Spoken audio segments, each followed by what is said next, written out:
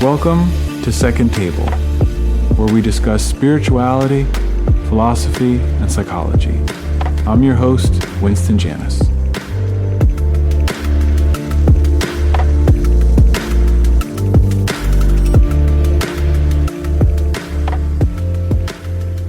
All right, so today I'm here with Peter Rollins. I'm really excited to be talking to you, Peter, and thanks so much for coming on and joining me here on the Second Table podcast. Thank you. I feel privileged to be here at the very beginning of the journey. Hopefully it'll be a long journey, and you'll have a whole catalogue of great conversations and great topics. So it's good to be at the basement, ground floor, whatever you call it. No, yeah, absolutely. Thank you so much. And for those of you listening, if you don't know Peter Rollins, he's a writer, author, speaker, theologian, philosopher by trade. How many books have you published, would you say, at this point? There's kind of six. I think there's six so far, and then a few that have kind of contributed. Oh, and there's a comic book as well, so I suppose that makes seven. Yeah. Actually, I'm still kind of getting familiar with a lot of your work. I haven't read all of your books. I've read, I think, 2 or 3 of them at this point. And I did get a copy of Enduring Love, your comic book. I was actually reading one of them, just as I was trying to get ready for our conversation. I was reading the Great Secret, and I love that one, and maybe we can get into that a little bit. But one of the things that I was interested to talk to you about is so there's just been popular thoughts now in certain places. You have guys like Richard Rohr and Eckhart Tolle, Alan Watts, a lot of folks, even Rob Bell, I think sometimes I hear it, and maybe from him or the people he interviews, and they talk a lot about how we're all one, right? And how everything is interconnected. And that is a sort of philosophy that has influenced me a lot. And I mean, even as I'm working towards, I'm on the verge of becoming ordained now within the United Church of Christ. And now their slogan on their emblem, underneath their symbol, is from John, Gospel of John 17:21, that where Jesus prays, Father, may they all be one, even as you and I are one, right? So you find this so many places, and I've been drawn to it because I think in a lot of ways, we're seeing this now within even science, kind of saying everything is just interconnected. I think people also are drawn to it because of the implications of maybe empathy, having empathy for others, realizing they're not that different from us. And even when we're facing the climate crisis, right, that maybe that to a large degree, part of the reason we're facing this crisis is because we haven't realized the extent to which we're interconnected with the earth and the rest of the universe. So yeah, it's been a very influential ideas that you find, in Buddhism. There's that popular joke, right, where the Buddhist goes up to the hot dog stand and says, "Will you make me one with everything?" I'm sure probably everybody's heard that one, but then recently, right, you put out this online course, which I listened to, which was very fascinating, The Tyranny of Oneness. Right? Yes. So kind of maybe trying to see, I don't know, do you want to say a little bit about that? I mean, and how that's one of the things, like I said, I wanted to get into with you because I've been really drawn to your work as well, even though I've been influenced by the oneness stuff. I'm very attracted to the different work that you've done and the things you're saying, but you're kind of challenging some of those ideas and cautioning us. Yeah, well, and I would love to get into this with you. I actually love that verse that you quoted. That is in the emblem of the United Church of Christ? That's right. Because it's a much more subversive phrase than it initially sounds. Because it says, what could you just say it again? It's that they may all be one, Father. I mean, that's the actual part that's quoted in the slogan, that they may all be one. But then I think the rest of the verse is something like, Right. Even as you and I are one. are one. Okay, Yeah. that's the bit that I want to concentrate on, because actually within the Christian tradition, that's a very weird thing, because how is God and God related? How is Christ, the God man, related to God the Father? You can call it a manifold monotheism. Mm-hmm. So there's a really interesting way of going, okay, there's a claim to oneness, but the claim is as you and I are one. And of course, the very phrase is weird, because if you're one with something, then how can you be separate from it and talking to it? Right? How can you talk, even if you're talking to yourself, you can only talk to yourself insofar as you think of yourself as other, right? So a rock is at one with itself to some degree. We can talk about that as we go forward, but at a simple level, you could say a rock is at one with itself, and it doesn't talk to itself, it just is. So actually, that verse starts to lead us into what I was trying to explore in the course, The Tyranny of Oneness. So this has been an age-old question, right from the beginning. One of the earliest questions in philosophy is, are we one or are we many? Is the universe filled with atomic individual elements, or is everything one and interrelated? And this question has developed in spirituality, but also in philosophy, and we can begin to test it out. So let's say at one side you have, let's call it, use a philosophical term, ontic libertarianism. And what I mean by ontic libertarianism is the idea that the universe is just made up of individual bits of matter that are all independent. They bounce off each other. There's cause and effect, but ultimately you can strip everything else out of the universe except for my chair, and the chair would still exist. The chair is an individual thing that doesn't rely on anything else for its existence. And then at the other level, you can say that all separateness is an illusion, a veil, and everything actually is at one, and we are caught up in some sort of illusion of separateness that we have to pierce. Now, there's so many ways to put this, so you can even put it in terms of East and West. A lot of Western religions believe in what's called an ontological separateness, which means that there is some sort of gap in reality. And then a lot of Eastern religions have a type of notion of this ontological veil of illusions, that everything is really one. There's no substantial separation. It's just an illusion we have to see through. So there's kind of the field of play, and obviously a lot of spiritual people in the confessional sense or in the kind of contemporary sense more embrace this idea of a kind of oneness that everything shares. You see it in perennial philosophy, psychedelic enlightenment, New Age spirituality, hippie culture, etc., etc., etc. So where do I land? By the way, do you want to ask anything about that before we start getting into the gist of it? Does that a good way of laying out the land? Yeah, I think so. Yeah, okay. Go ahead. So the question is, who's right, or kind of how do we approach this question? And I approach it from a position that's developed by a philosopher called Hegel. And Hegel, basically in a nutshell, he argues that that all of life, but let's talk about human life for a start, consciousness and conscious life advances through antagonisms.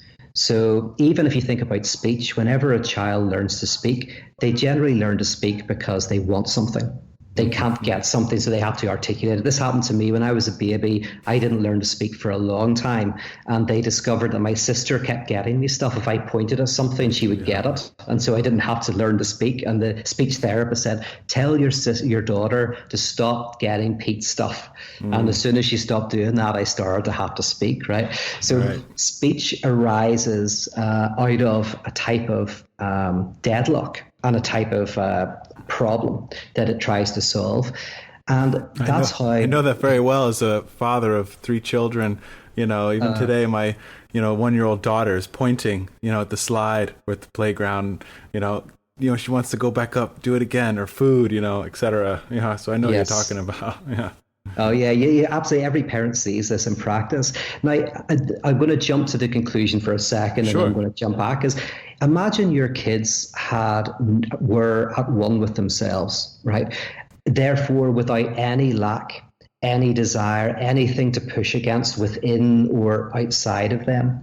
It's kind of an impossible thought experiment in a way, but if you could kind of imagine your child being like that, you would imagine basically an inanimate object, a pure, non-speaking, oceanic experience of oneness a child has, which is not dissimilar from what a child in their infancy is, between the mother and the child. But what happens is language and walking and eating and all of the different elements of growing come from hitting against things and feeling explosions of pain in your body, which is a desire for food, et cetera, et cetera. So we start to see, even in very basic development, that life progresses through antagonism and deadlocks and attempts to reconcile this. So what Hegel does is he, at a very, very subtle level, he shows how the whole history of development of human consciousness and human history is a series of deadlocks and a series of problems that then are resolved. So maybe you move from a slave society to a feudal society, and a feudal society to a capitalist society, or you kind of moved in terms of science and the development of systematic ways of understanding nature, right? These happen because we hit against problems with our worldview, and then we have to try and solve them. Now, the illusion that we often face is the idea that eventually we'll get beyond all of these contradictions, right? Eventually we'll get to the end where we'll hit utopia, or we'll have the right answer, or we'll get to this perfect peace.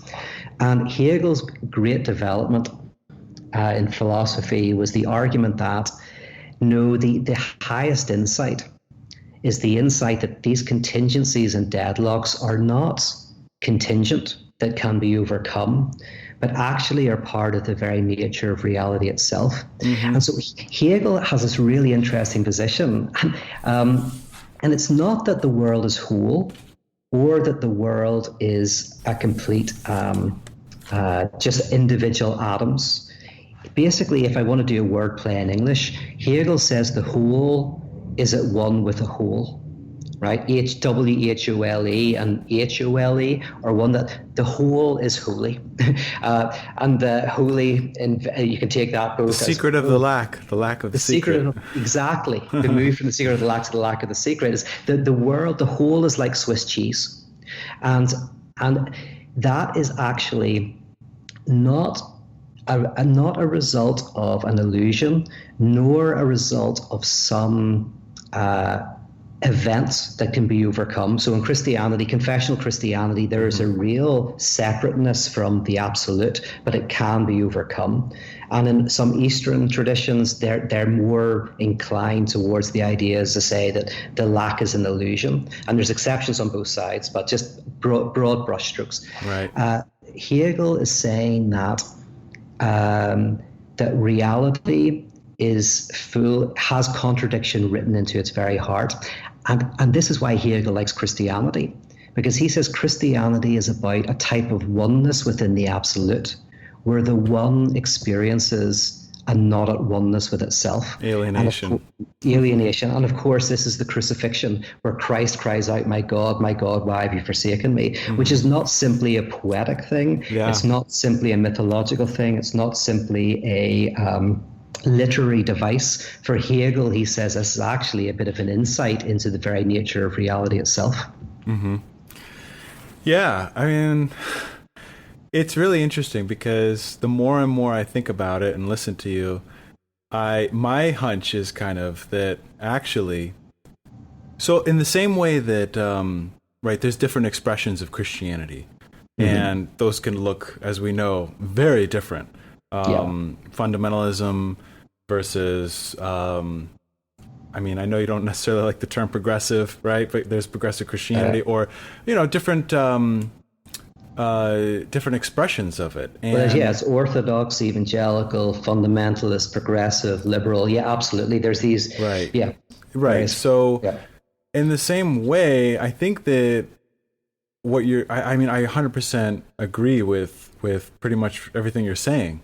And that's dangerous. Don't do that. I know, right? Right. Yeah. And I wonder to what extent to psychoanalyze myself a little bit, right? Am I trying to resolve, I can't tolerate the conflict or whatever. Yes. Right? Yeah, exactly. Yeah. That's why I'm saying be careful, because that might be your own unconscious way of trying to avoid a productive conflict between two positions. Anyway, go ahead. Right, right. But I do see, so just as like you're pointing out some of the dangers of this whole idea of oneness as we find it expressed in many New Age philosophies or Buddhist or et cetera. But which, by the way, just interrupt for a second. You mentioned the dangers. We haven't talked about the dangers yet. So let's. I'll let you finish what you're going to say, and then maybe I'll talk about what the dangers are. Because somebody might be going, well, what is, like, okay, maybe there's contradiction in reality, but why is that good, and why is the rejection of that bad? And I think that's a very practical point. So anyway, sorry, keep going, and then we'll talk about those dangers. No, absolutely. But as you're talking, I feel that there are that these ideas, actually you can find them expressed within, say, Buddhist tradition. Oh yeah. Absolutely. It's like I was looking at a couple of I have this Zen calendar, that I like to flip through in the mornings, and they have a different quote for each day. And there's a couple I saved that it's like Chogyam Trungpa, who's a Buddhist teacher who's passed away, but he says, becoming awake involves seeing our confusion more clearly. Right? Yes. And by the way, for me, Zen, that form of Buddhism is very much, I think, in line with Hegel's philosophy. So then whenever you mention Zen, I would have mentioned that actually. Whenever I talk about broad brushstrokes, I like to do the exception. So in the West, the exception for me is radical theology, and in the East, Zen is one of the exceptions. And that quote is a good example. Yeah. Right. That because we're kind of talking in some sense, like you said, broad strokes. But for me, this has been always connecting back to the same place I think it connects for you, that you've been talking about. Embracing our lives, embracing ambiguity, embracing our brokenness and the beauty and all of it together. And because that is itself, that's what contradiction looks like in our lives, right? Yes. That our lives aren't, and the idolatry of God, right, had a huge kind of impact on me, and which the idea you kind of, one of the ideas you outline in that book is that we're always seeking something that's going to satisfy us, that's going to get rid of contradiction and problems and suffering. And in our society, right, we have, essentially, you look at the magazine stands and the Facebook ads, and they're telling you that essentially it's not normal to suffer. It's not normal to feel anxiety or to feel depressed or feel sad. If you follow these 5 dietary steps, right? Yes. Then you'll feel great. And that's not the reality. And then we're all wondering why. We go to our doctor and we want the prescription or whatever, and not realizing that part of, I think, the way forward is to embrace that this is what it means to be human. Yes. And this gets us to the dangers, right? And because we started off in the place that I love to start off, which is just a survey of theory. And in the survey of theory, I kind of outlined this notion of the atomized individuals, which I don't think holds at all. It's almost like you can't talk about left without right, or up without down. Yes. Fast without slow. Everything in the world is kind of interconnected in relation to contrast and difference, and language itself is structured in that way. Right. So if you took an individual word and you got rid of all language except for that word would no longer have any meaning. So there's a problem with that ontic form of libertarianism, as I'm saying. But then I've also then laid out the idea of the oneness. And the problem with that, one of the problems with that is, but then why does anything exist or progress or move? Because if you look at, for example, evolution, the complexity of biological life arises out of intense conflicts, right? Over time. So what is the danger? And let's move in one of the things you said. You talked about the personal, how this affects us in terms of magazines, in terms of our individual lives. And that's a great place to understand it, because in some forms of counseling, in some forms of therapy, the idea is that you go into the therapist because you have conflicts in your life. And a symptom is a conflict. Say you crunch your teeth at night, and maybe you find that actually it's because you want to shout. Right. Yeah. It's quite a common one, but sometimes it can be, we kind of want to get rid of it with a gum guard, but actually it shows that there's a conflict between us wanting to shout at somebody and wanting to keep our mouths shut and be polite. And the result is a symptom, right? So anyway, you go into therapy with these conflicts, and then the notion is that you'll be able to work through the conflicts and have come out relatively non-conflictual. And some bad therapies kind of promote that. But psychoanalysis is a discipline in which you follow the contradictions of your life. But what happens is you don't kind of get rid of them. Annoyingly, they get deeper. So maybe you have a difficulty with your boss at work. And as you talk about it, you realize that actually your difficulty is with your partner and it's displacement. You're taking these problems that are in your relationship and projecting them onto your work life. And then you find that your relationship with your partner, that's connected actually to your relationship with your siblings, which is connected maybe to your relationship to your parents, which might be connected to your relationship to the history of your family and even the history of your community. And then eventually you kind of like come against the difficulty of being human, of being alive, a creature that is between being and nothingness. And the idea in psychoanalysis is as you follow the contradictions and the difficulties of your life, you get to the point where you realize that is intractable. That's part of what it means to be human. And you learn how to make peace with that and actually see it as a productive driving force. And you find a way of getting enjoyment out of that struggle. And that's kind of like the point when you leave analysis, because at that point, you have come to terms with the contradiction at the heart of your reality. And the danger is, the more you think that you can get rid of the conflicts, the more you have to find an enemy who is stopping that. Because there has to always be someone who's stopping it. If you feel that your life is not perfect, is it because of your parents? Is it because of your job? Is it because of your health? Is it because of how you look? It has to be some reason. What is stopping me? Right. And in philosophy, this is called the reduction of contradiction to opposition. And in theology, it's called scapegoating, where you have to find something in the external world that is the problem, so that you can externalize that problem and put it onto something else. And it's also called the beautiful soul, where you, like when the child says there's a monster under the bed, the monster isn't under the bed, it's within them, but they can't face that impurity, right? So they put the monster under the bed. And one final thing, and sorry, I'll let you talk. I'm buzzing away. This is all good. It's all good. Oh, that's good. Thank you. Purity culture is a good example of this. Purity cultures in religion are, of course, about when you can have sex and where.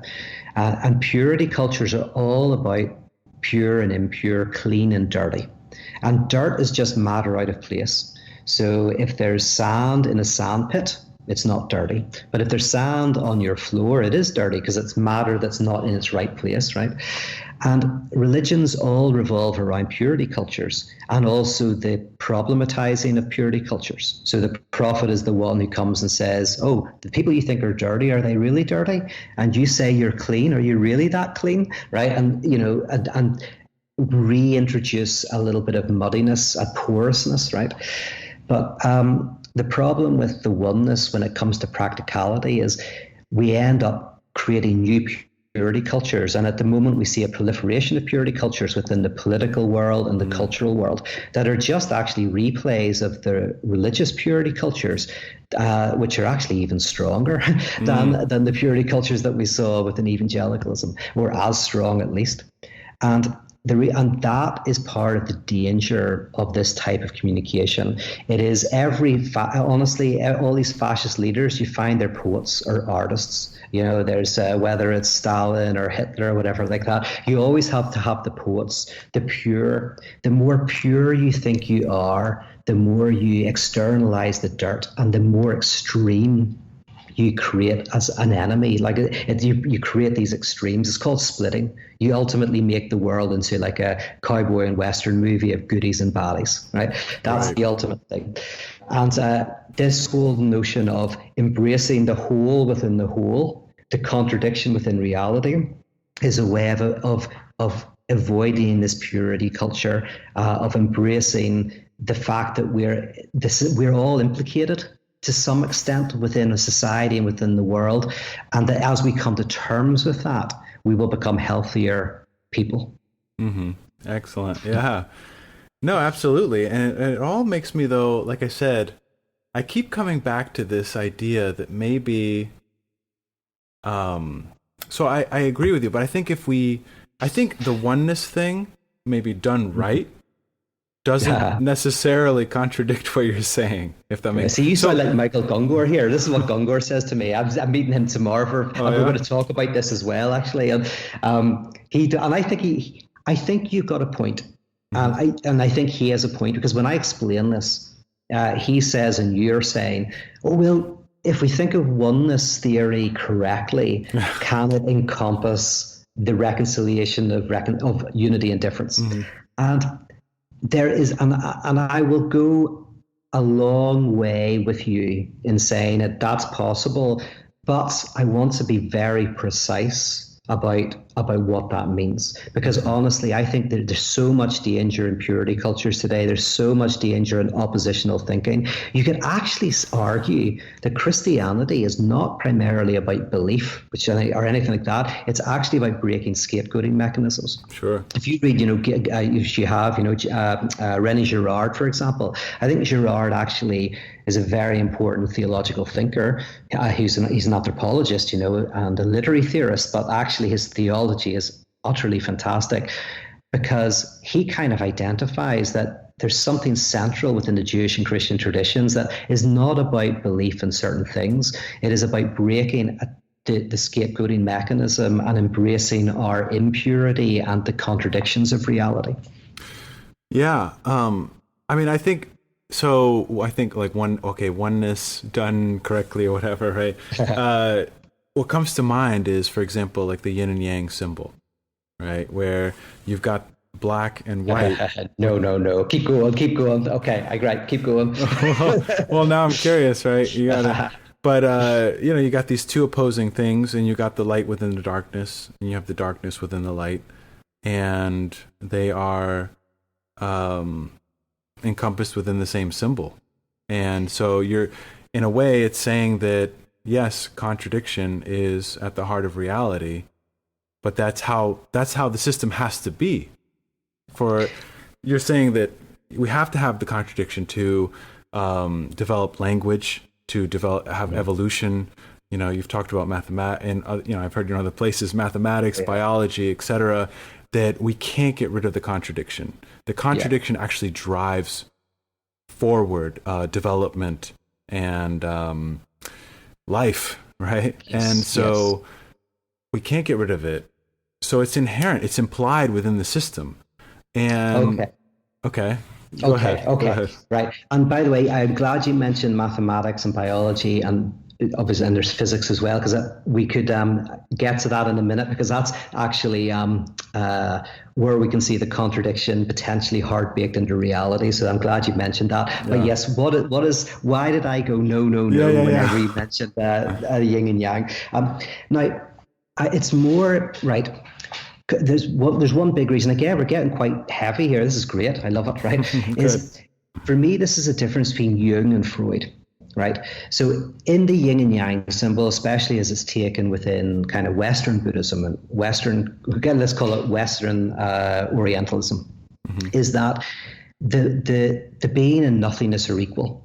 And there are two sides, and there's the circle, and they're both intertwined, and they're within each other, and they are substantive. Now then, so that's Jung, that's the Jungian idea. And so for Jung, the unconscious, and the unconscious is a name for the antagonism in analysis. The unconscious is substantial. It is a balancing. So Jung actually in his work, in his essays on the unconscious, volume 7 of his collected works, he talks about he actually gives a concrete example. It's a good example. Is somebody was thinking, I think it was a friend, but they hated their friend. They were always looking down on them, but they were having dreams in which their friend was a military leader and was really strong, right?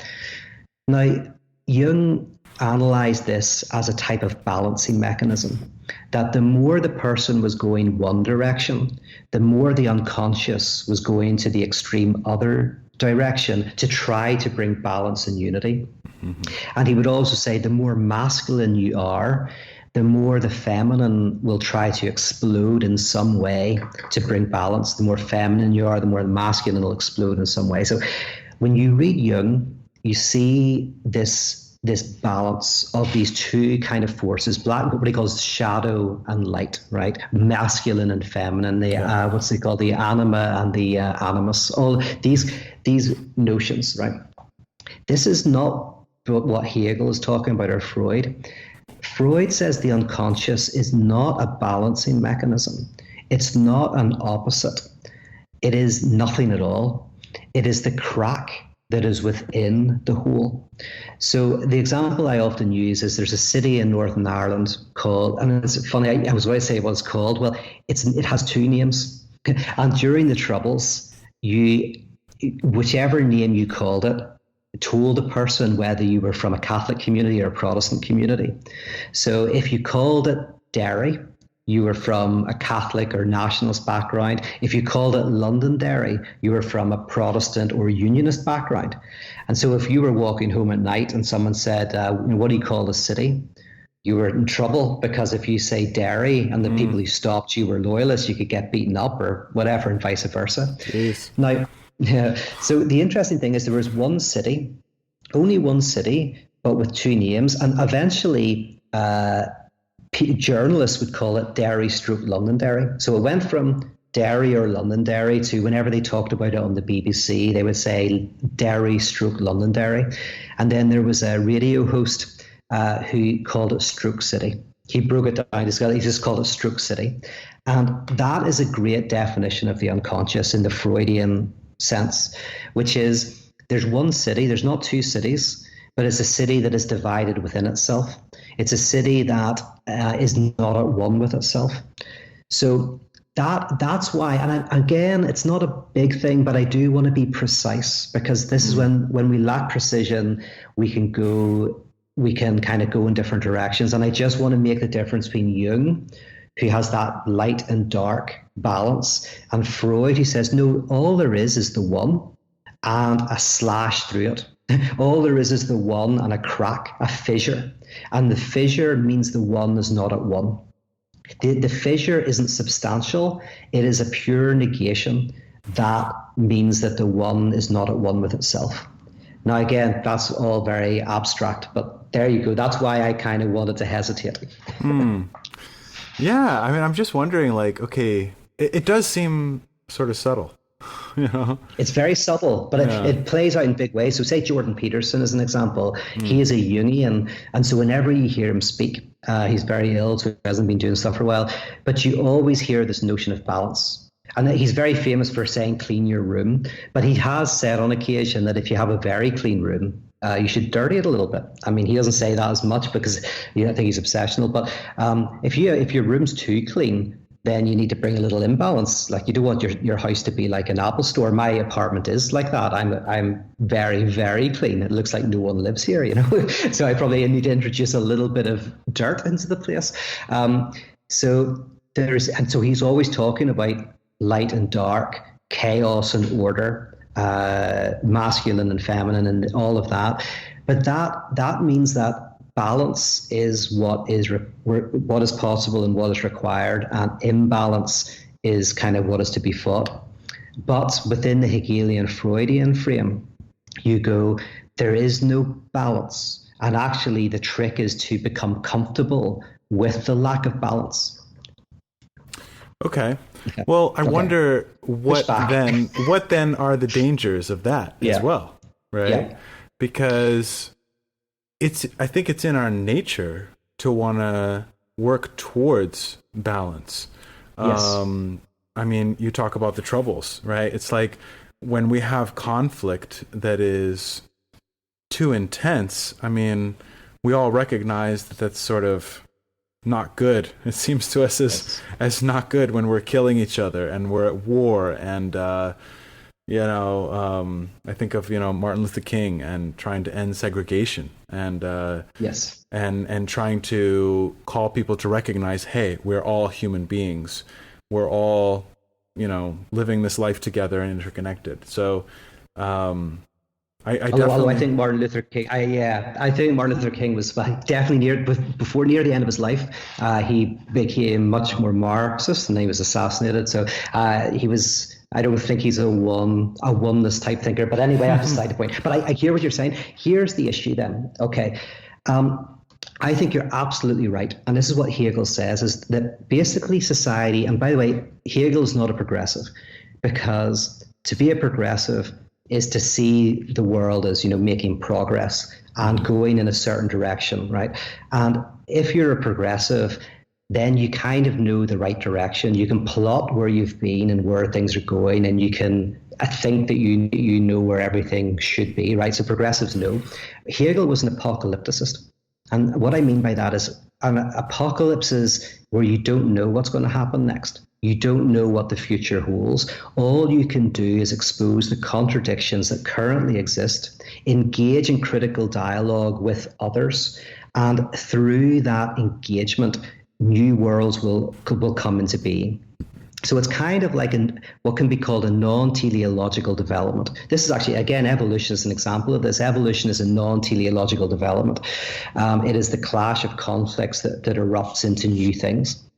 Now, the difference between progressivism and apocalypticism is if you love someone as a progressive who disagrees with you, it's always a patronizing love because you know what they should think and you know what they should do and you know who Jesus really is. If you're a Christian liberal or whatever, you kind of know, right? You know, and then all you can do is either condemn the person or cancel them or try to convince them. But if you're an apocalypticist, and this happened in Northern Ireland, when the conflict got so bad, every side got together and said, we have to talk. We have to wrestle through this together, and we don't know what will happen on the other side, but we're going to destroy ourselves. And then the Good Friday Agreement was signed, and a huge transformation. It's the most successful peace process in the history of the modern world in Northern Ireland. And it was an apocalyptic event that we had to go into without knowing what the future would be. Now, that's just an aside, sorry, but what were we talking about? The potential dangers of... Oh, yes. Oh, yeah. I get it. Yes, because you were saying that I was agreeing with you that Hegel says that we always are trying to work through contradictions. And that's how movement happens. That's how apocalyptic events occur, right? So you're always... So but if we're embracing conflict too much, it's like...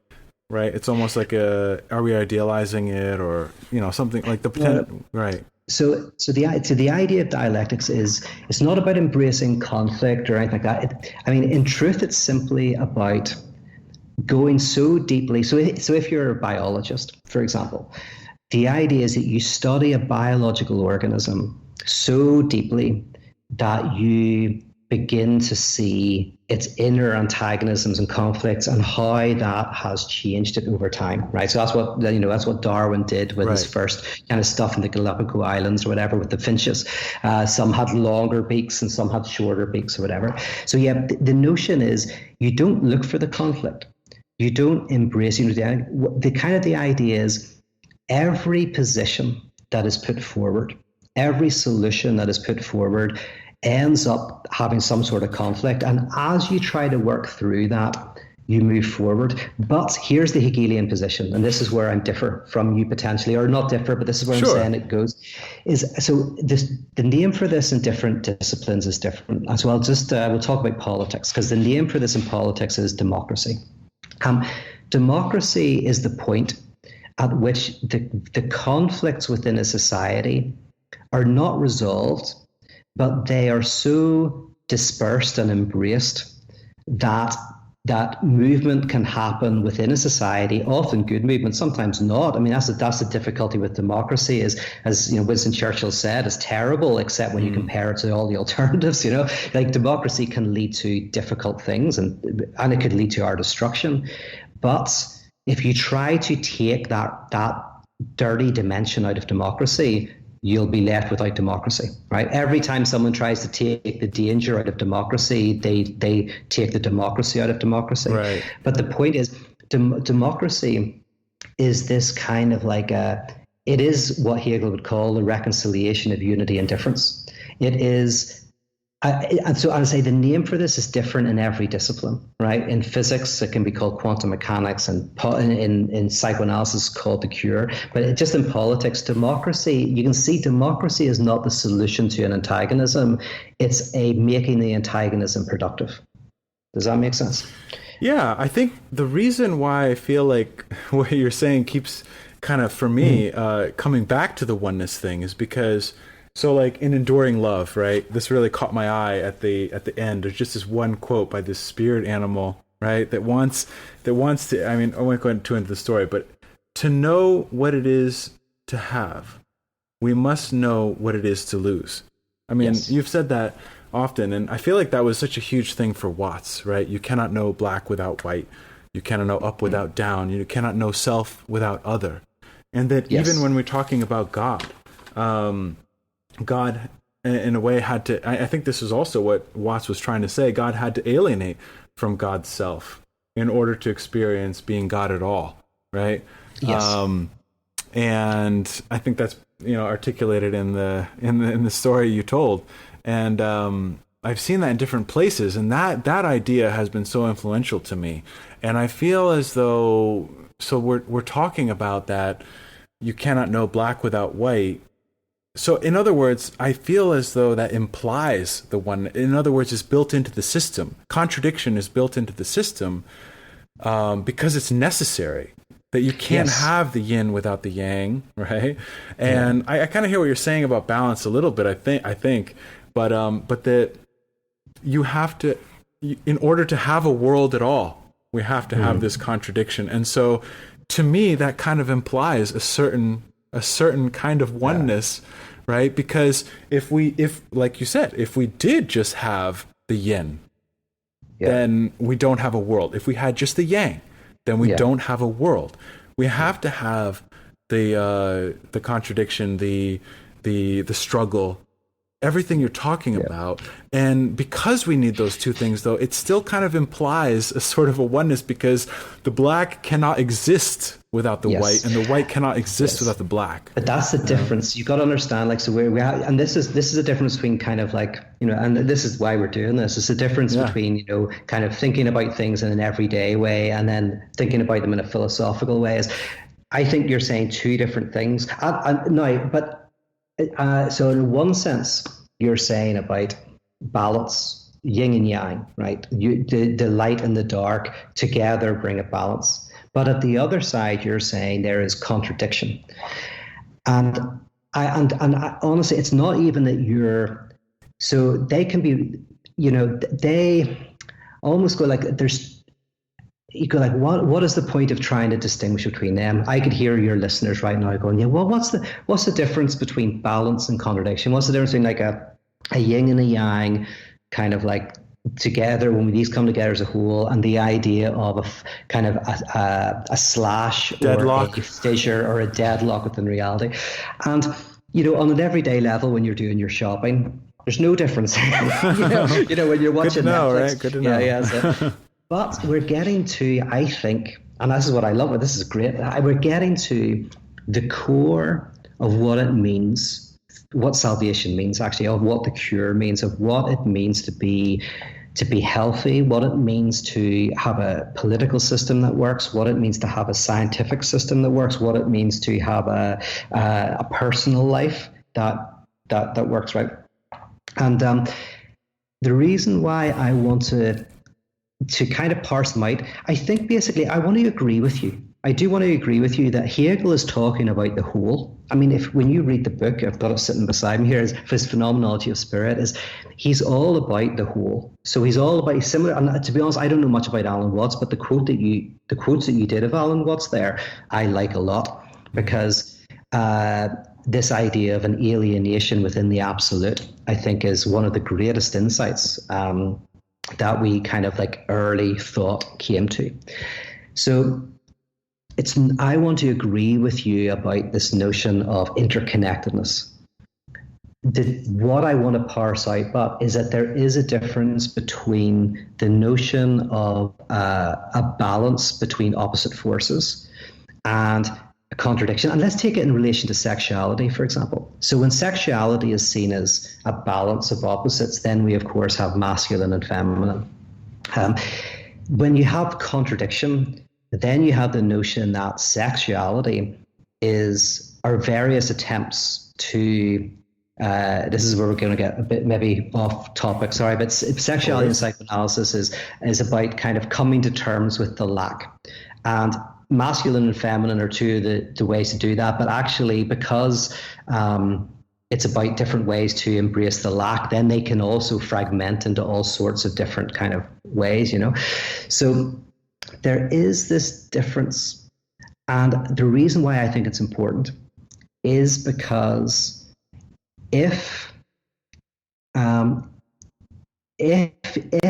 you seek balance between these different dimensions, say your own desires, your own internal desires, you seek balance, you seek to put them into an organized whole.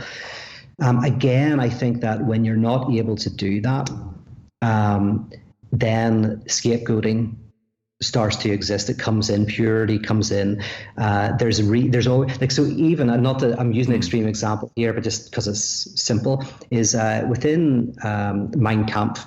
Hitler is constantly talking about organic whole and balance and order. So his favorite kind of analogies are, of course, of the folk, of the people, of the organ. And then there has to be something coming in, a virus, something that is disturbing the balance of the whole. And even if you take someone like Jordan Peterson as an example, he's always talking about the balance of society that's being threatened by an external force. And the external force is critical theory, French critical theory, right? That is coming into America and disturbing the relative balance of the political, judicial, educational systems that are far from perfect, he'll admit, but but broadly are very good. And the problem with that is, a Freudian analysis of that is, no, these are not problems, they're symptoms. A symptom is not some external threat that is making an imbalance. A symptom is an imbalance within the system, not external to the system, but within the system. And then in analysis, the idea is that you come to enjoy your symptom. You come to realize there's a symptomatic element of your life. But am I convincing you at all, or do you think am I convincing you to ask the question, and you're free to say not at all? Well, honestly, I understand that there are I mean, let's face it. I mean, any kind of, as Watts actually said, I'll bring up Watts all the time, right? But all religious ideas are very dangerous, right?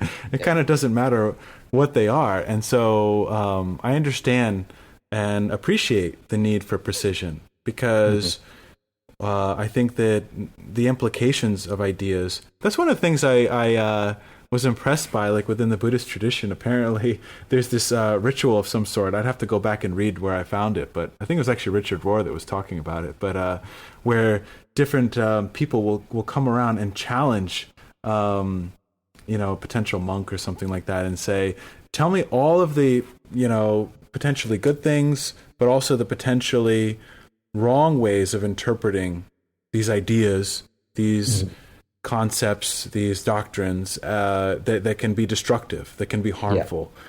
And so I think you're right that we have to be very careful of trying that we're trying to create this purity culture, because I do think that we definitely find this both on the left and on the right, a kind of purity culture of, do you really belong to our group, and are you following and trying to get rid of the other? Absolutely.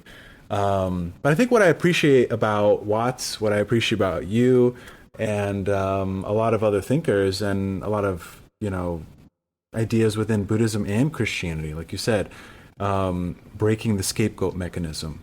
And within Buddhism even, I think it really is about embracing life as it is, not trying to get rid of the conflicts and the other, and all of those that seemingly are other or disagree with us or contradict us, and come back to balance.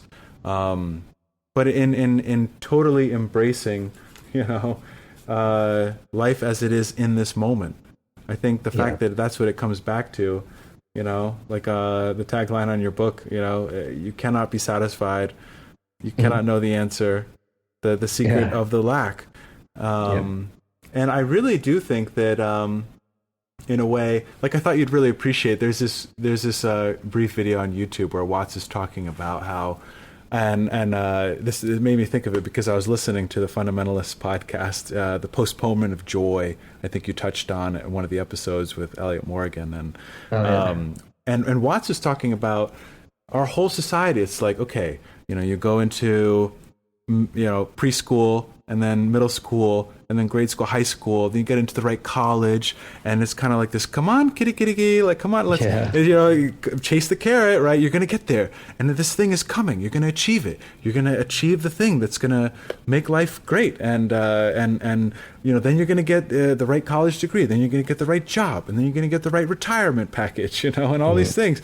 And at the end of it, you feel as though you've been conned. You've been scammed.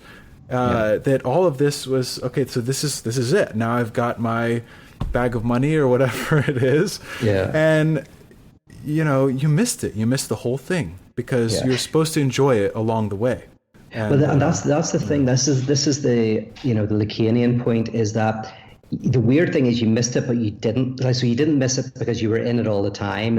Hegel's absolute knowledge is realizing that perpetual failure to get what you want is actually what you want. That perpetual movement and failure is where all of the enjoyment and the depth, and also the development of complexity arises from. So Hegel's whole thing is, out of perpetual failure, actually great pleasure and great progress is made. And the problem is we don't enjoy our enjoyment. The problem is we're in a system where we think that the enjoyment is, as you say, at the end, is in some sort of achievement. And absolute knowledge is realizing that the pleasure is in the conflictual dance itself. Right. It's like this quote of the Buddha. He says, praise and blame, gain and loss, pleasure and sorrow come and go like the wind. To be happy, rest like a giant tree in the midst of them all. It's kind of a similar idea, but Well, here, so I want to give one more go at the difference, but between between the balance and the contradiction, because and this is where I feel like mathematics and cosmology and physics are on my side. Let's see, but if you think of mathematics and you think of Gödel, a German mathematician who developed what's called the incompleteness theorem, and the incompleteness theorem is a paper that he wrote in which he mathematically proves that a mathematical system. Basically, mathematical systems are based on axioms. And basically what he showed is, if you try to create a complete mathematical system that is that can prove itself, that works from basic axioms and is internally coherent, that basically explains itself, explains everything, it falls into contradiction. Or you create a mathematical system that is regional, that doesn't try to be universal, and then it can be consistent, but you can't have a consistent universal mathematical system. And it's a fascinating proof. I'm not a mathematician, but I kind of did a little bit of study around it. It's very interesting. But what's interesting is the incompleteness of mathematics. It doesn't exist. It's not substantive. It's not something. It is a kind of a knot that happens. So you can't. It's not a substantive contradiction. It's kind of like it arises out of a type of, a knot is a good example to say about it. And even in quantum mechanics, it's a similar thing. When we look at wave particle duality and we look at superpositioning, what we don't find is basically the contradiction that we find is the result is not something substantive. It's kind of the result of a kind of knot. And that's why I kind of go, like, I think this kind of thinking is more in line with the nature of reality as well, also the nature of psychoanalysis and the nature of theology, where the idea of God, experiencing the alienation from God, and that being salvation. So on the cross, so the idea for Hegel is we feel incomplete. We're trying to be like God. We're trying to feel complete. And then we encounter that the absolute, and we realize the absolute is incomplete. And therefore now we're not incomplete because we experience in our incompleteness a oneness with the absolute. That is a way of talking about oneness. And by the way, every time you quote Alan Watts, I'm thinking Alan Watts sounds like he's in the same boat. I just don't know his work, so I can't say. But the quotes that you give me of Watts, I'm like, if you don't want to lose Watts, then I don't think you have to necessarily. I'll have to look him up a little bit more, but it seems like he might have been influenced by kind of German idealism, Hegelianism in some way. I don't know. Yeah, perhaps. Or Zen Buddhism, which is kind of doing something similar. Oh, yeah. Absolutely. He was definitely influenced by Zen Buddhism, big time. I mean, he's written books about it, Yeah. Okay. Yeah, I mean, in a way, a lot of things come up for me. The questions about, well, why do we want things to be one, right? Mm-hmm. Why do we, we want to, again, probably resolve the conflict and feel as though life is okay, things are okay, right? Freud had an early definition of death drive, and it developed over time. But his kind of first definition of death drive was this drive for oneness, which is a drive for death. So what is life? Life is a detour in death, right? So you think about life, and some sort of microscopic life form arises on the earth and lives for a fraction of a second and disappears, and that happens maybe millions of times, and eventually one of them hangs around long enough to split, and then they live long enough, and now we've got to 70 years. I mean, that's pretty impressive. So we have this 70-year detour between two deaths. So the weird interesting thing is, you can see in some ways this desire for homeostasis is a desire for death to some extent. Now that notion gets much more interesting, much more complex, but it is interesting to think about it in terms of that. It's going, oh my goodness, in some ways there's a part of us that finds the complexity of life a lot to deal with, too much. A too muchness, too emotions, a too muchness of a love. That's why my book's called Enduring Love, the comic book, because love is so difficult to endure. Yeah. So it's got that double meaning. It's like enduring love, love that lasts, and also love that is just too much for us, that we want to kill ourselves. Like, how many people have contemplated suicide whenever they face a breakup? Because it's a too muchness. That's the negative side of homeostasis. It's like, I want to return to inanimate nothingness. And the question is, can we bear the antagonism, and not just bear it? Can it turn into something joyous and wonderful? And actually, has that antagonism got us to the point where I'm able to talk to you on a fancy computer? Right? That's very impressive. And we have lights, and we have windows, and we have coffee machines, and we live in this crazy world that in some way that weirdly we were able to turn antagonism into productive, something productive. Right. So yeah, so I by the way, if you suffer from psychosis, oneness is a horrible thing, right? A lot of neurotics want to be one; they want to get rid of their antagonism because they experience extreme antagonism. But for someone who's psychotic, who loses their ego a lot, who kind of feels that they're outside of their body, who can't tell where they begin or where they end, the last thing they want is oneness. Then what they want is differentiation. So, right. Boundaries, yeah, right? Yeah, boundaries, and Absolutely. and that's why people who touch their skin a lot if they're suffering from maybe Right. autism or psychosis or whatever. I mean, I absolutely agree with you that we need the contradiction. We need contrast, boundaries. I know you don't necessarily like the yin and yang, but we need the yin and yang, the differentiation. I think that's what you're saying. Except that the yin and yang, as I say, creates a substantive, two equal parts that are substantive in a whole, whereas the contradiction is the notion that there is just, the equivalent would be a circle that's just all kind of like gray with a line through it. that's the new yin and yang. But but that might actually, I mean, the yin and yang symbol in its context might mean exactly what you're thinking. Absolutely. I'm just taking it in the Jungian way, the Western kind of the way it was taken. But there is definitely a difference between the balance of light and dark and the kind of Hegelian notion of just a rupture within reality. Well, I mean, here's what it kind of comes down to, right? Is I mean, not to harp on the yin and yang symbol, but you maybe convince me. Who knows? But this is the apocalypticism. We don't know where this conversation's going to go. Who's going to agree with who? Absolutely. But that the yin, right?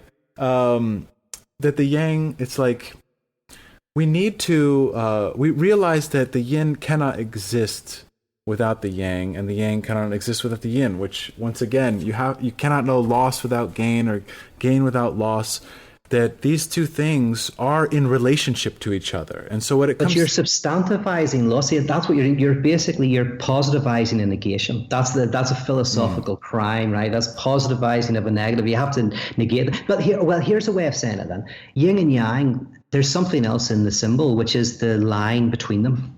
Right, there's that bit where they meet, and maybe you go, okay, so if you take yin and yang as different elements of reality, and then the line that separates them is the Freudian unconscious. So maybe we can find a synthesis where the yin and yang symbolizes opposites, but also because there has to be there is a differentiating. It's not a line, but there's a differentiation between the dark and the light, and that differentiation is kind of what I think's more universal than what's on either side of it.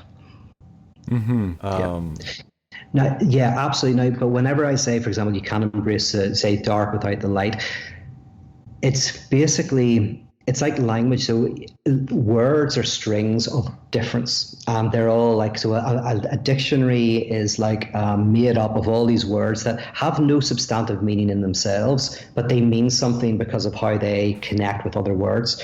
And so for me, that's the nature of the world is like a dictionary, where everything is kind of gets its meaning exactly from its oppositional relations to other things. And Saussure's structuralism is all about that. And so that's what I want to claim. But then in addition to that, say that that there is a type of antagonism that's not a thing, but rather a crack within the thing. So there's lots of things.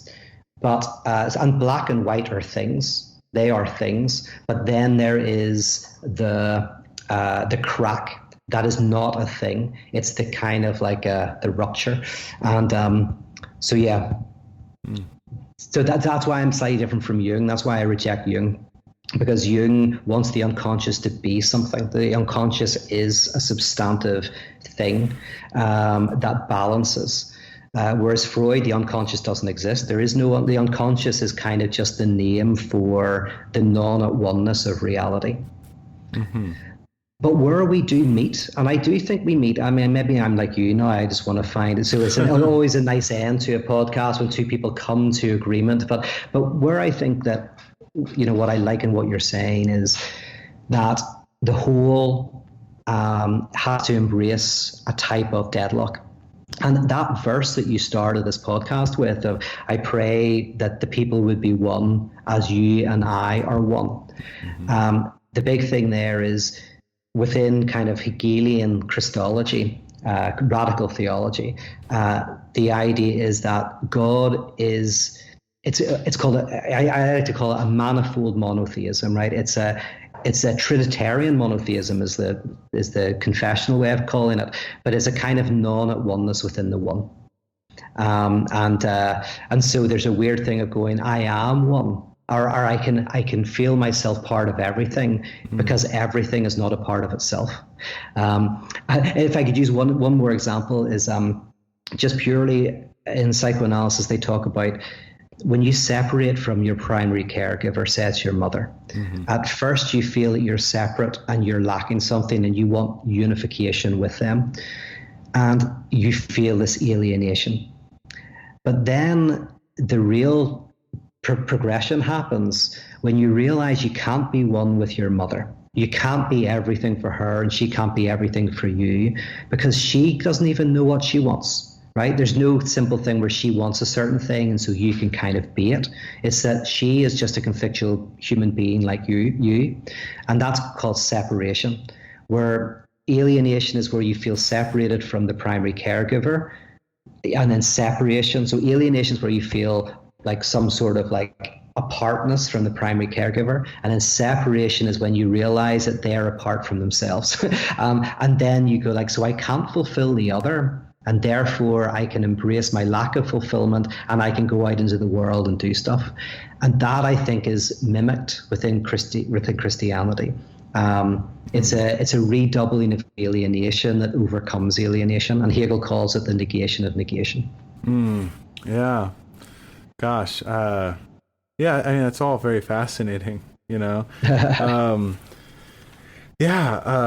I think I mean, one of the things I've appreciated so much about you, like I said, I keep returning to this point, but just the embrace of life in the here and now as it is.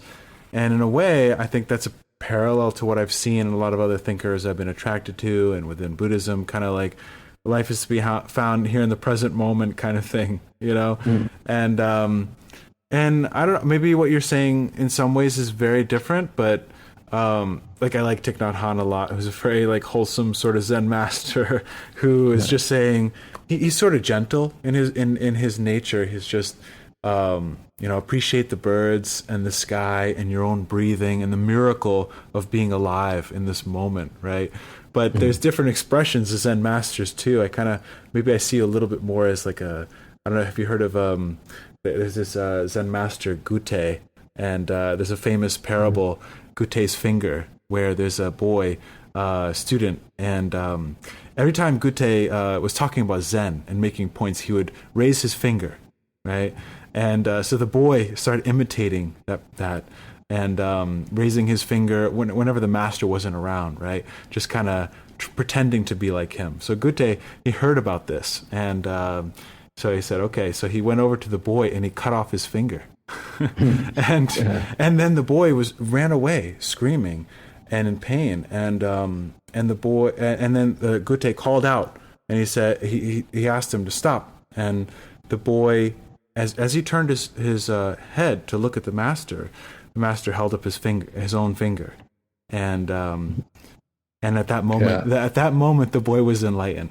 Right. So, I mean, they always warn against interpreting these Zen koans, right? Because the interpretation is not supposed to be where it's at. But in a way, it seems to be that at that moment, right, that the boy is experiencing this. There's no rationalization going on. All ideas of becoming a quote unquote Zen master have fallen away. All sort of identities have dropped off, And and this is where I am quite different in this, I have to say, because Suzuki, you know, obviously, like, his work was, you know, he justified a lot of Japanese war crimes, you know, because a lot of torture was done. D.T. Suzuki?